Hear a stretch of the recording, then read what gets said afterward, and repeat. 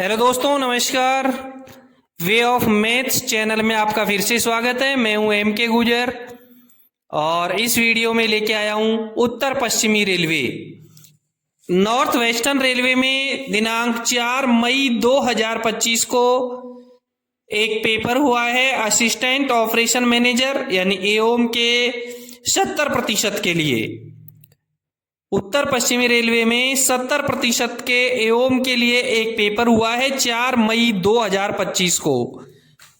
उसका तीसरा भाग, पहला भाग जिसमें क्वेश्चन नंबर 1 से लेकर के 30 तक, दूसरा भाग जिसमें क्वेश्चन नंबर 31 से लेकर के 60 तक मैंने पहले हल करवा दिए हैं, जिनका लिंक डिस्क्रिप्शन में दिया हुआ है, वहां से आप एक बार जरूर देखें। और इस वीडियो में भाग तीसरा लेके आया हूं जिसमें क्वेश्चन नंबर 61 से हल करवाएंगे। स्क्रीन पर देखें आप, क्वेश्चन नंबर 61 देखें। जोनल वैगन बैलेंस 12,000 है, दैनिक लोडिंग 2,200 वैगन है और लोडेड प्राप्ति 1,600 वैगन है। यदि इनफेक्टिव वैगन 200 हैं तो जोन का WTR क्या है? ए में 3.1 दिन, बी में 3.15, सी में 3.21। WTR दे रखा है। WTR का मतलब होता है wagon turn round. WTR means wagon turn round. Wagon turn round क्या होता है? वैगन को दो क्रमवार लदानों के बीच का जो समय होता है, जो दिनों में निकाला जाता है, वो वैगन टर्न राउंड कहलाता है। वैगन को दो क्रमवार लदानों के बीच का जो समय होता है वो दिनों में निकाला जाता है, उसे वैगन टर्न राउंड कहते हैं। Wagon turn round and WTR का जो सूत्र होता है वो सर्विस योग्य वैगनों की संख्या, जो सर्विस योग्य वैगन होते हैं उनकी संख्या में L+T, LLT प्लस LR इनका भाग देते हैं, जिसमें L का मतलब होता है लोकल लदान किए गए वैगन, LT का मतलब होता है ट्रांसशिपमेंट से लोकली लोड किए गए वैगनों की संख्या, और LR का मतलब होता है भरे हुए वैगनों की संख्या जो दूसरी रेलवे से प्राप्त हुए हैं।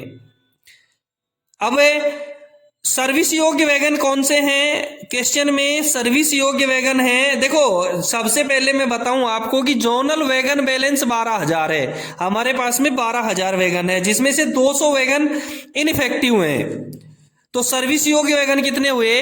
कुल वैगन में से इनइफेक्टिव वैगन को घटा दो, 12,000 में से 200 चले गए, 1,800, 11,800 वैगन सर्विस योग्य वैगन है। इसमें भाग देना है L plus LT plus LR, जिसमें से 2,200 वैगन हमारे लोकल लदान के हैं।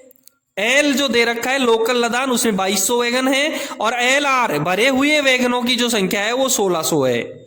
भरे हुए वैगनों की लोडेड प्राप्ति कितनी हुई है? 1,600। तो L प्लस LR कितना हो गया? 2,200 प्लस 1,600 यानी 11 WTR हो गया 11,800 भाग 2,200 प्लस 1,600। 11,800 में 2,200 प्लस 1,600 का भाग देंगे, 3.10526 प्राप्त होगा, यानी कि हमारा WTR कितना हो गया? 3.1 दिन।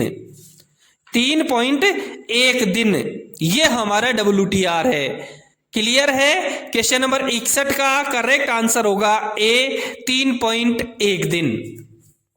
नेक्स्ट क्वेश्चन देखेंगे। क्वेश्चन नंबर 62 में है, वित्त वर्ष 2024-25 में भारतीय रेल द्वारा मूल माल लदान कितना था?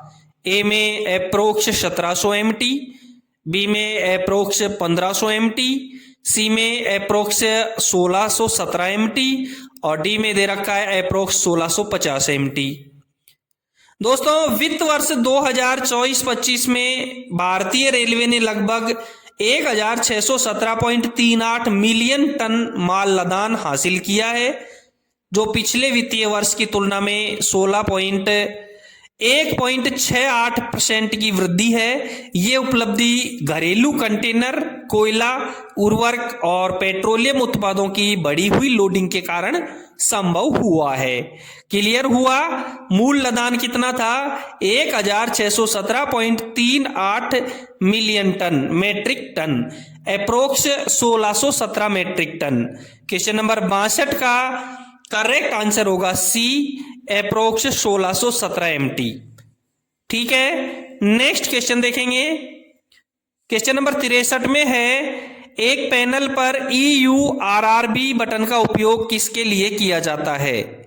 ए में पार्शियल रूट कैंसलेशन, बी में इमरजेंसी रूट कैंसलेशन, सी में रिवर्सल ऑफ पॉइंट और डी में साइमल्टेनियस रिसेप्शन के लिए।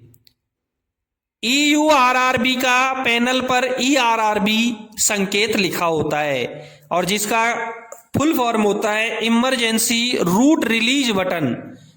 क्लियर हुआ? ERRB का यूज इमरजेंसी रूट कैंसलेशन के लिए किया जाता है। क्वेश्चन नंबर 63 का करेक्ट आंसर होगा B, emergency route cancellation, ERRB emergency route release button. ठीक है, नेक्स्ट क्वेश्चन देखेंगे। क्वेश्चन नंबर 64 में है, ICF कोचों वाली साधारण मेल एक्सप्रेस ट्रेन के लिए BPC की वैधता कितनी है? ए में 3000 किलोमीटर, बी में 4000 किलोमीटर, सी में 3500 किलोमीटर और डी में 5000 किलोमीटर दे रखा है। दो प्रकार के कोच काम में लिए जा रहे हैं, ICF और LHB। ICF कोचों वाली साधारण मेल एक्सप्रेस की जो BPC है उसकी वैधता 3500 किलोमीटर या 96 घंटे होती है और LHB कोचों की जो BPC की वैधता है वो 4000 किलोमीटर या 96 घंटे होती है। क्लियर हुआ? 64 नंबर के क्वेश्चन का करेक्ट आंसर होगा सी, 3500 किलोमीटर। नेक्स्ट क्वेश्चन देखेंगे। क्वेश्चन नंबर 68 में है, शंटिंग परिचालन को किसके द्वारा नियंत्रित किया जाएगा? शंटिंग परिचालन, शंटिंग ऑपरेशन।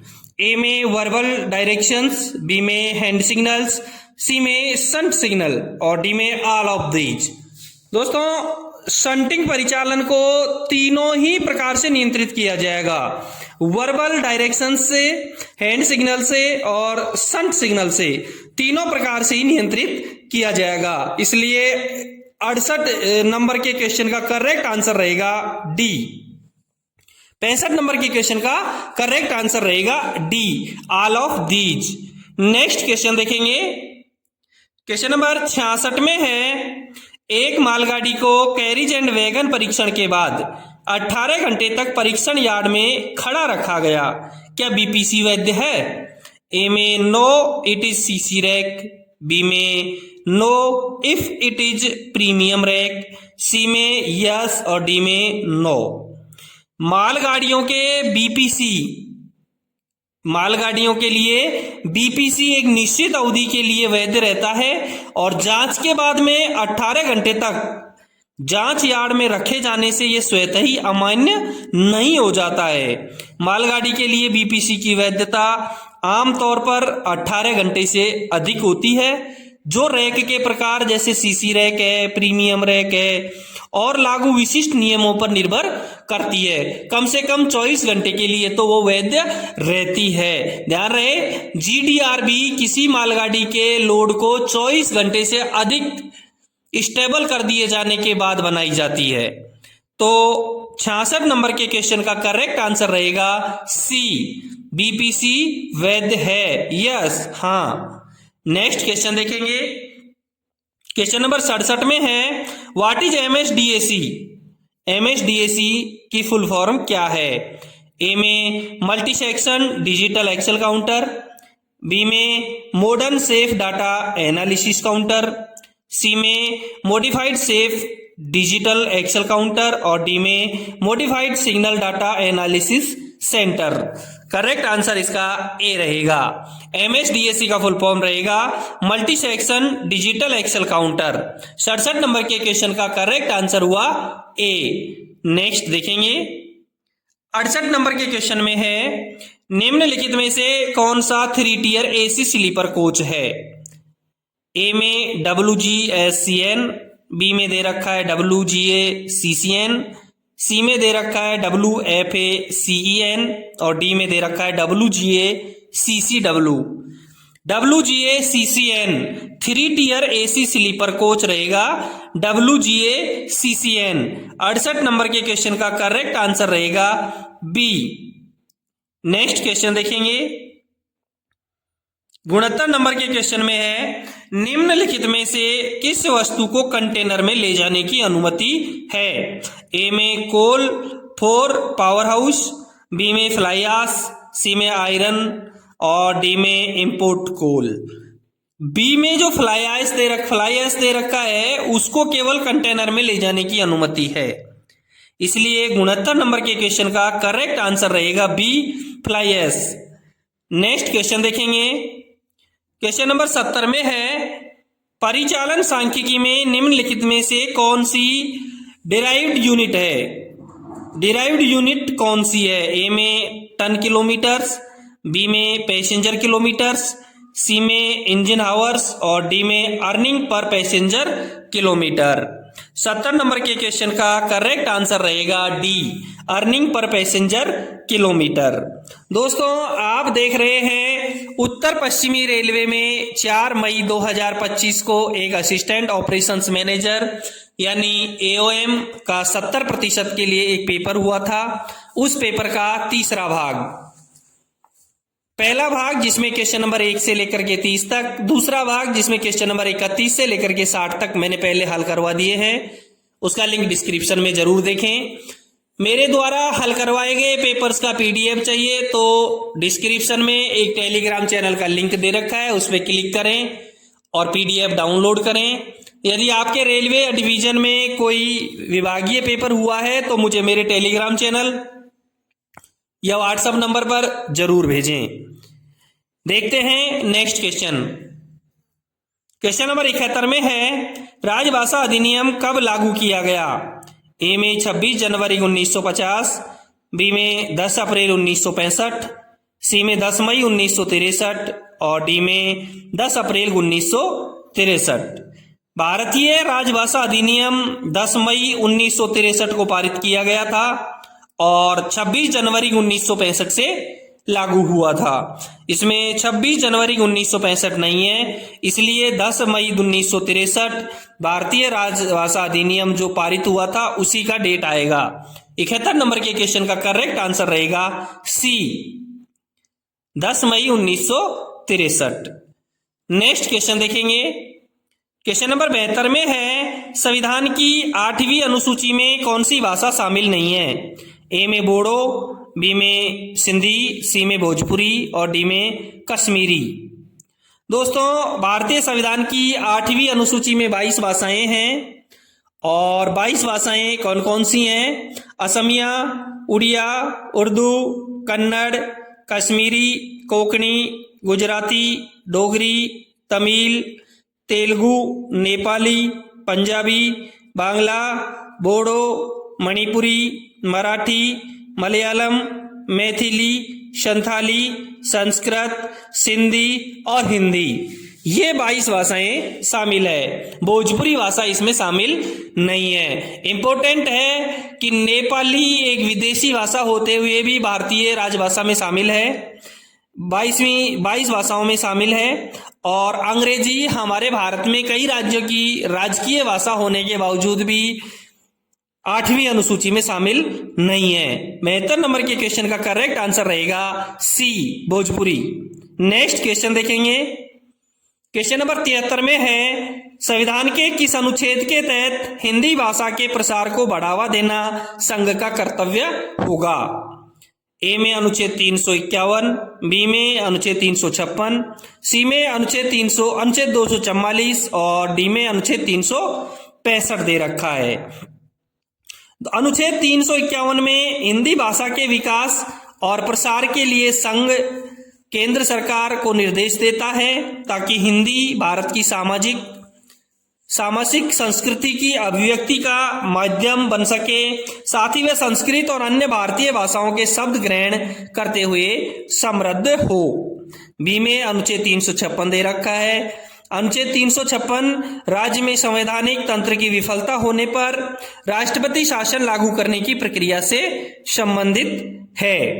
और सी में अनुच्छेद 244 दे रखा है।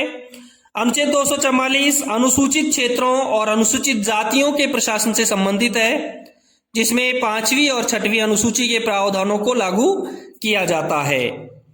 अगला अनुच्छेद 365 दे रखा है। यदि कोई राज्य केंद्र सरकार के निर्देशों का पालन करने में विफल रहता है तो राष्ट्रपति अनुच्छेद 356 के तहत यह घोषणा कर सकता है कि उस राज्य का शासन संविधान के अनुसार नहीं चल रहा है।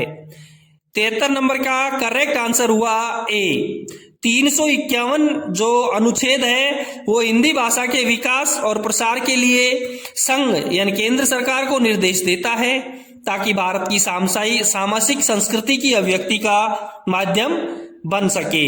साथ ही वे संस्कृत और अन्य भारतीय भाषाओं के शब्द ग्रहण करते हुए समृद्ध हो। इसलिए 73 नंबर के क्वेश्चन के करेक्ट आंसर होगा ए।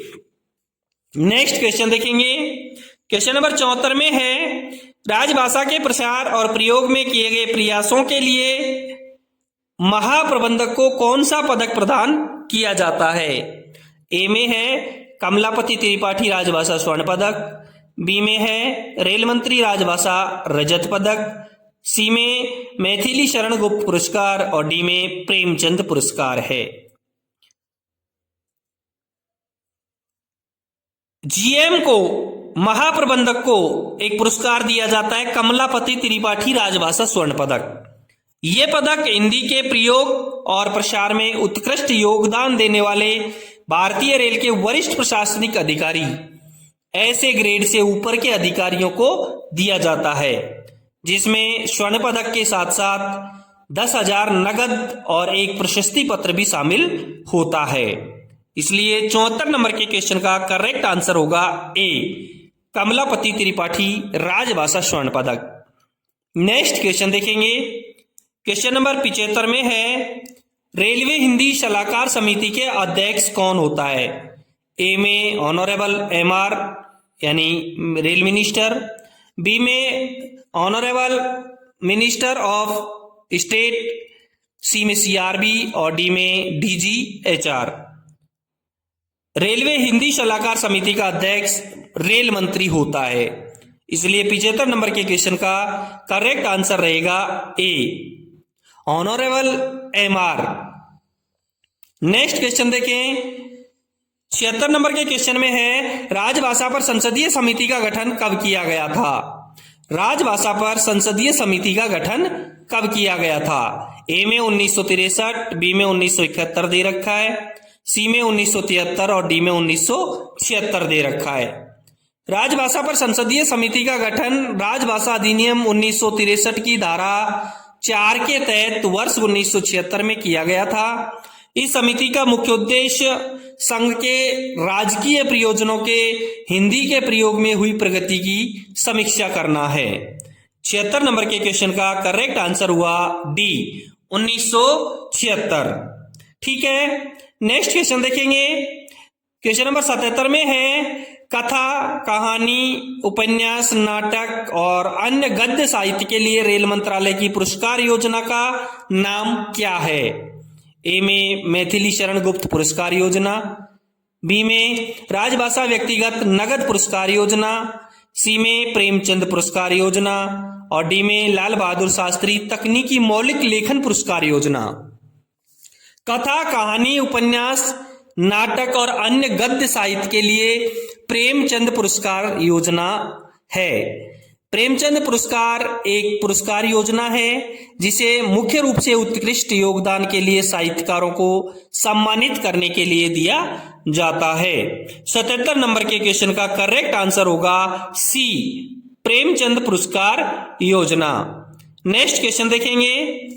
क्वेश्चन नंबर 78 में है, राजभाषा नीति के क्रियान्वयन के लिए गय क्षेत्र के अंतर्गत कौन सा राज्य शामिल है? गय क्षेत्र के अंतर्गत ए में उत्तराखंड, बी में पंजाब, सी में पश्चिम बंगाल और डी में महाराष्ट्र है। दोस्तों, राजभाषा नीति के अनुसार भारत को 3 भागों में विभाजित किया गया है, कै, खे, गे। कै में और खे में और गे में कौन कौन से राज्य हैं देखते हैं। कै क्षेत्र में देखेंगे बिहार, हरियाणा, हिमाचल प्रदेश, मध्य प्रदेश, छत्तीसगढ़, झारखंड, उत्तराखंड, राजस्थान, उत्तर प्रदेश, अंडमान निकोबार द्वीप समूह और दिल्ली। ये कै क्षेत्र में है। खे क्षेत्र में है गुजरात, महाराष्ट्र, पंजाब, चंडीगढ़, दमन और दीव और दादरा और नगर हवेली। ये खे क्षेत्र में है। गे क्षेत्र में उड़ीसा, बंगाल, आसाम, अरुणाचल प्रदेश, नागालैंड, मेघालय, मणिपुर, त्रिपुरा, मिजोरम, तमिलनाडु, तेलंगाना, कर्नाटका, आंध्र प्रदेश और केरला। ये गे क्षेत्र में है। तो स्पष्ट है, कै में उत्तराखंड दे रखा है, ये कै क्षेत्र में है। बी में पंजाब दे रखा है, ये खे क्षेत्र में है। सी में पश्चिम बंगाल दे रखा है, ये गे क्षेत्र में है। और डी में महाराष्ट्र दे रखा है, ये खे क्षेत्र में है। क्लियर हुआ। क्वेश्चन नंबर 78 का करेक्ट आंसर रहेगा सी, गे क्षेत्र में पश्चिम बंगाल। नेक्स्ट क्वेश्चन देखेंगे।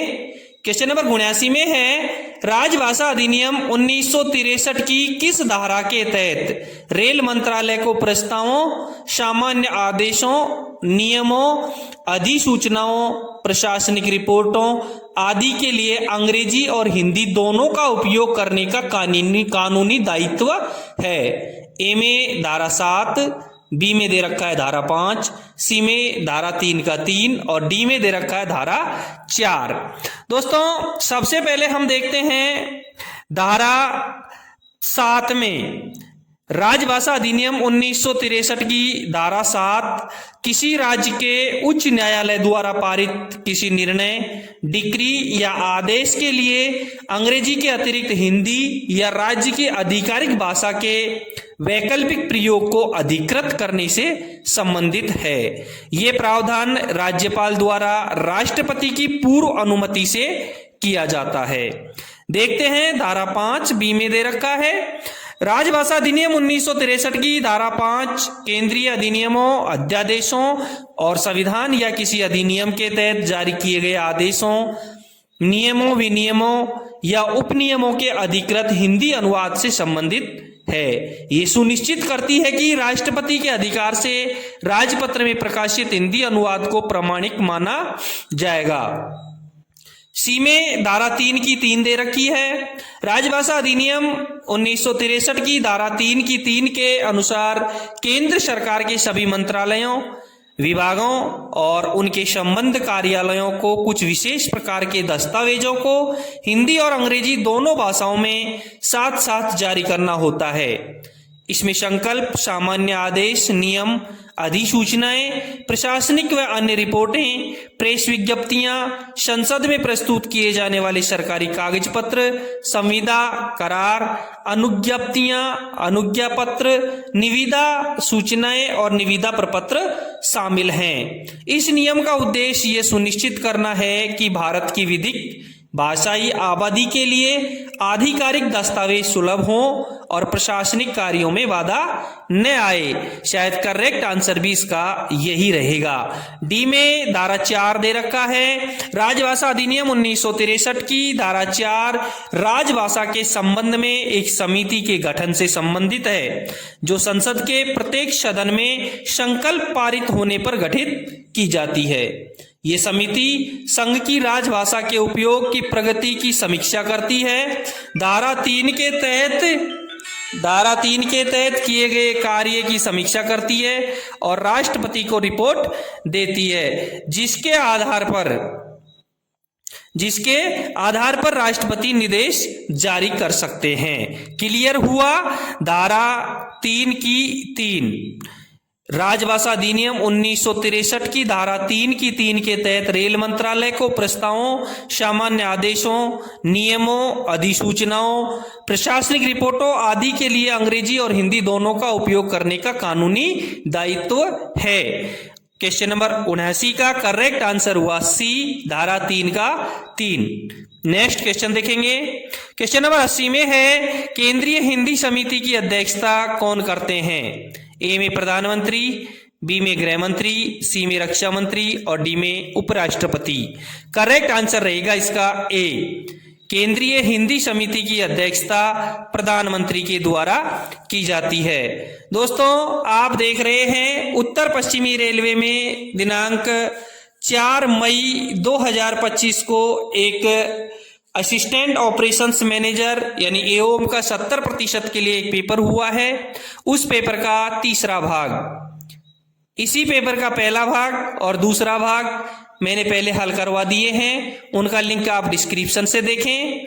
और मेरे द्वारा पढ़ाए गए पेपर्स का यदि पीडीएफ चाहिए तो डिस्क्रिप्शन में जाएं, टेलीग्राम चैनल का लिंक क्लिक करें और पीडीएफ डाउनलोड करें। यदि आपके डिवीजन या रेलवे में कोई पेपर हुआ है तो मुझे टेलीग्राम नंबर और व्हाट्सएप नंबर दिए गए हैं, उन पर आप जरूर भेजें। देखते हैं नेक्स्ट क्वेश्चन। क्वेश्चन नंबर 81 में है किसी रेलवे कर्मचारी को निलंबित किया जा सकता है जब ए में दे रखा है उसके विरुद्ध अनुशासनात्मक कार्यवाही प्रस्तावित हो, बी में दे रखा है उसके विरुद्ध अनुशासनात्मक कार्यवाही लंबित हो, सी में दे रखा है उसके विरुद्ध किसी आपराधिक मामले की जांच चल रही हो और डी में दे रखा है उपरोक्त सभी। बिल्कुल क्लियर है, यदि उसके विरुद्ध अनुशासनात्मक कार्रवाई प्रस्तावित हो तो उसे निलंबित किया जा सकता है, उसके विरुद्ध अनुशासनात्मक कार्रवाई लंबित हो तो उसे निलंबित किया जा सकता है, उसके विरुद्ध किसी आपराधिक मामले की जांच चल रही हो तो भी कर्मचारी को निलंबित किया जा सकता है। क्वेश्चन नंबर 81 का करेक्ट आंसर रहेगा डी, उपरोक्त सभी। नेक्स्ट क्वेश्चन देखेंगे। क्वेश्चन नंबर 82 में है अनुशासन एवं अपील नियमों के अनुसार निम्न में से कौन सा लघु दंड नहीं है? लघु दंड छोटी शास्ति। ए में विभागीय परीक्षा पास न होने के कारण वेतन वृद्धि पर रोक, बी में परनिंदा करना, सी में सुविधा पास पर रोक और डी में रेल सेवक की असावधानी से हुई आर्थिक क्षति की वेतन से वसूली। बी, सी और डी में जो कृत्य हैं वो लघु दंड में आते हैं। ए में जो कृत्य दे रखा है विभागीय परीक्षा पास न होने के कारण वेतन वृद्धि पर रोक, ये लघु दंड नहीं हो सकता है। लघु दंड यानी छोटी शास्ति यानी कि माइनर पेनल्टीज SF11 जिससे जारी की जाती है वो होती हैं। जो लघुदंड यानी छोटी शास्ति माइनर पेनल्टी होती हैं वो कौन कौन सी हैं मैं आपको एक बार बता देता हूं कंप्लीट। एक नंबर पे हम लेते हैं परनिंदा करना, दूसरे नंबर पे लें तो देखते हैं नियत अवधि के लिए पदोन्नति पर रोक लगाना और तीसरे नंबर पर यदि देखते हैं तो कर्मचारी की उपेक्षा या आदेशों के उल्लंघन के कारण प्रशासन को हुए आर्थिक नुकसान की पूरी या आंशिक रकम की वेतन से वसूली। यदि और भी लेते हैं आगे तो निर्धारित संख्या में सुविधा पास या PTO अथवा दोनों की सुविधा पर रोक लगाना।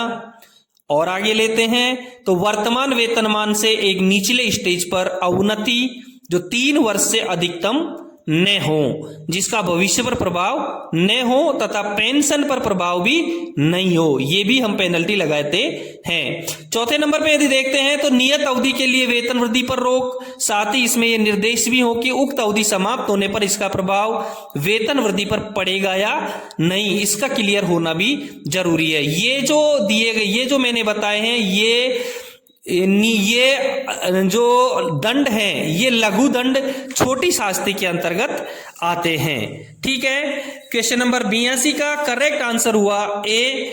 नेक्स्ट क्वेश्चन देखते हैं। क्वेश्चन नंबर 83 में देखेंगे फॉरेन सर्विस से तात्पर्य ऐसी सेवा से है जिसमें रेलवे कर्मचारी सरकार की मंजूरी से खाली जगह वेतन प्राप्त करता है। ए में विदेशी सरकार, बी में विदेशी निगम, सी में विदेशी रेलवे और डी में दे रखा है भारत या राज्य या केंद्र शासित प्रदेश की संचित निधि के अलावा कोई अन्य स्रोत, और यही इसका करेक्ट आंसर है। फॉरेन सर्विस एक देश के विदेश मंत्रालय से जुड़े हुए राजनयिकों और कर्मचारियों का सामूहिक निकाय है जो विदेश में अपने देश का प्रतिनिधित्व करते हैं और अन्य देशों के साथ कूटनीतिक और आर्थिक संबंध बनाए रखते हैं। ठीक है, क्लियर। 83 नंबर के क्वेश्चन का करेक्ट आंसर हुआ डी। फॉरेन सर्विस से तात्पर्य ऐसी सेवा से है जिसमें रेलवे कर्मचारी सरकार की मंजूरी से भारत या राज्य या केंद्र शासित प्रदेश की संचित निधि के अलावा कोई अन्य स्रोत से वेतन प्राप्त करता है। 83 नंबर के क्वेश्चन का करेक्ट आंसर हुआ डी। नेक्स्ट क्वेश्चन देखेंगे, क्वेश्चन नंबर 84 में देखेंगे, किसी रेलवे कर्मचारी को जो वेतन या छुट्टी वेतन प्राप्त नहीं कर रहा है दिया जाने वाला मासिक अनुदान क्या कहलाता है? ए में निर्वाह भत्ता, बी में प्रतिपूरक भत्ता, सी में अनुग्रह पूर्वक राशि और डी में दे रखा है विशेष वेतन। ए में निर्वाह भत्ता दे रखा है। निर्वाह भत्ता वह राशि है जो किसी व्यक्ति को उसके दैनिक जीवन की बुनियादी जरूरतों जैसे भोजन, आवास और परिवहन को पूरा करने के लिए दी जाती है। बी में प्रतिपूरक भत्ता दे रखा है। प्रतिपूरक भत्ते का अर्थ एक अतिरिक्त वित्तीय भुगतान से है जो विशेष परिस्थितियों में होने वाले खर्चों की भरपाई के लिए दिया जाता है। सी में अनुग्रह पूर्वक राशि दे रखी है। अनुग्रह पूर्वक राशि या अनुग्रह भुगतान एक विवेकाधीन वित्तीय राशि है जो किसी व्यक्ति को कानूनी दायित्व के बिना दया, सद्भावना या नैतिक दायित्व की भावना से दी जाती है। और डी में विशेष वेतन दे रखा है। विशेष वेतन किसी पद या व्यक्ति को उसकी नौकरी की विशेष रूप से कठिन प्रकृति या बढ़े हुए उत्तरदायित्व के कारण दिए जाने वाला अतिरिक्त भुगतान है। बिल्कुल करेक्ट आंसर इसका हुआ ए। किसी रेलवे कर्मचारी को जो वेतन या छुट्टी वेतन प्राप्त नहीं कर रहा है दिया जाने वाला मासिक अनुदान निर्वाह भत्ता कहलाता है। 84 नंबर के क्वेश्चन का करेक्ट आंसर हुआ ए, निर्वाह भत्ता। नेक्स्ट क्वेश्चन देखेंगे, 85 नंबर के क्वेश्चन में है, पे मैट्रिक लेवल 11 पर वेतन वाले रेलवे सेवा पद को किस ग्रुप में वर्गीकृत किया गया है? लेवल 11 में ए में ग्रुप सी, बी में ग्रुप बी, सी में ग्रुप ए और डी में ग्रुप डी दे रखा है। लेवल 11 के लिए ग्रुप सी, वो ग्रुप ए गजेटेड, यानी कि 85 नंबर के क्वेश्चन का करेक्ट आंसर रहेगा C, group A gazetted. Next question देखेंगे, क्वेश्चन नंबर 86 में है, रेलवे में ग्रुप ए सेवा में भर्ती किसके माध्यम से हो सकती है? ग्रुप ए में भर्ती किसके माध्यम से हो सकती है? ए में competitive examination held by UPSC, यानी यूपीएससी के द्वारा परीक्षा। बी में promotion of officer in group B service, group B service के ऑफिसर का प्रमोशन। सी में transfer of an officer in the service of the government, इससे भी हो सकता है। और डी में ऑल ऑफ दीज, यानी कि 86 नंबर के क्वेश्चन का करेक्ट आंसर रहेगा डी, ए बी सी तीनों से ही ग्रुप ए सेवा में भर्ती हो सकती है। 86 नंबर के क्वेश्चन का करेक्ट आंसर हुआ डी। नेक्स्ट क्वेश्चन देखेंगे, क्वेश्चन नंबर 87 में है, दीर्घ दंडारोपण की प्रक्रिया अनुशासन एवं अपील नियमों के किस नियम के अनुसार निर्धारित है? दीर्घ दंडारोपण ए में 5, बी में 9, सी में 10 और डी में 11 दे रखा है। 87 नंबर के क्वेश्चन का करेक्ट आंसर रहेगा बी, 9। दीर्घ दंडारोपण की प्रक्रिया अनुशासन एवं अपील नियम 9 के अनुसार निर्धारित है। नेक्स्ट क्वेश्चन देखेंगे, क्वेश्चन नंबर 86 में है, किसी भी रेलवे कर्मचारी को लगातार कितने साल से अधिक अवधि के लिए किसी भी प्रकार की छुट्टी नहीं दी जाएगी? ए में 5, बी में 3, सी में 4 और डी में 2। ध्यान रहे, किसी भी रेलवे कर्मचारी को लगातार 5 साल से अधिक अवधि के लिए किसी भी प्रकार की छुट्टी नहीं दी जाएगी। 86 नंबर के क्वेश्चन का करेक्ट आंसर होगा ए, 5 साल। नेक्स्ट क्वेश्चन देखेंगे, क्वेश्चन नंबर 89 में है, रेलवे बोर्ड पर कार्मिक विभाग का नेतृत्व किसके द्वारा किया जाता है? रेलवे बोर्ड स्तर पर कार्मिक विभाग का नेतृत्व ए में सेक्रेटरी रेलवे बोर्ड, बी में मेंबर स्टाफ, सी में डीजीएचआर और डी में एस्टेब्लिशमेंट ऑफिसर। करेक्ट आंसर रहेगा इसका सी, रेलवे बोर्ड पर कार्मिक विभाग का नेतृत्व डीजीएचआर के द्वारा किया जाता है। रेलवे बोर्ड पर कार्मिक विभाग का नेतृत्व डीजीएचआर के द्वारा किया जाता है। 89 नंबर के क्वेश्चन का करेक्ट आंसर रहेगा सी। नेक्स्ट क्वेश्चन देखेंगे। क्वेश्चन नंबर 90 में है प्रसाद का नियम, प्रसाद का सिद्धांत भारत के संविधान के किस अनुच्छेद में निहित है? प्रसाद का सिद्धांत ए में 310 का 1, बी में 311, सी में 356 और डी में 365। प्रसाद का सिद्धांत अंग्रेजी कानून से ली गई एक अवधारणा है जो भारतीय संविधान के अनुच्छेद 310 में निहित है, जिसके राष्ट्रपति और राज्यपाल को संघ या राज्य की सिविल सेवाओं के सदस्यों को किसी भी समय बिना किसी कारण बताए या सुनवाई का अवसर दिए बर्खास्त करने की शक्ति प्राप्त होती है। ये प्रसाद का सिद्धांत है। क्लियर हुआ? संविधान के अनुच्छेद 310 में, तो करेक्ट आंसर रहेगा इसका ए 310 का 1 में। क्वेश्चन नंबर 90 का करेक्ट आंसर हुआ ए, अनुच्छेद 310 के ए में प्रसाद का सिद्धांत निहित है। दोस्तों ये था उत्तर पश्चिमी रेलवे का 4 मई 2025 को एवं 70% के लिए एक पेपर हुआ है। उस पेपर का तीसरा भाग, जिसमें क्वेश्चन नंबर 31 से लेकर के 90 तक मैंने हल करवा दिए हैं। यदि आपने चैनल को सब्सक्राइब नहीं किया है तो एक बार चैनल को सब्सक्राइब जरूर कर दें। यदि आपके पास किसी पेपर, विभागीय पेपर का पीडीएफ पड़ा है तो मुझे मेरे व्हाट्सएप नंबर और टेलीग्राम नंबर पर जरूर भेजें। मिलते हैं इसी पेपर के चौथे भाग में क्वेश्चन नंबर 91 के साथ। धन्यवाद।